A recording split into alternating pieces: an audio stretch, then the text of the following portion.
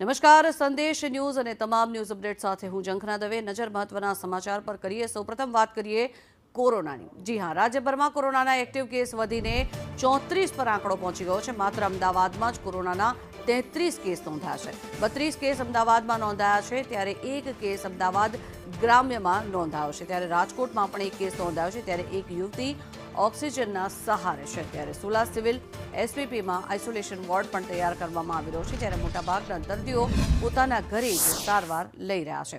જોકે સાવચેતી રાખવા માટે અને ભીડથી દૂર રહેવા માટે પણ હવે સલાહ આપવામાં આવી રહી છે. સંદેશ ન્યૂઝની ટીવી સ્ક્રીન પર આ આંકડાકીય માહિતી આપના સુધી પહોંચાડી કે અત્યારે હાલ એક્ટિવ કેસનો જે આંકડો છે તે 34 પર પહોંચી ગયો છે. સમગ્ર ગુજરાતમાં 34 કેસ કોરોના પોઝિટિવ નોંધાયા છે, જેમાંથી અમદાવાદ શહેરમાં 32 કેસ નોંધાયા છે, રાજકોટમાં એક કેસ નોંધાયો છે અને અમદાવાદ ગ્રામ્યમાં પણ 33 કેસ નોંધાયા છે. મહત્વનું છે કે જે રીતે આ આંકડાકીય માહિતી જે છે તે સામે આવી રહી છે, એક્ટિવ કેસની સંખ્યા 34 પર પહોંચી છે.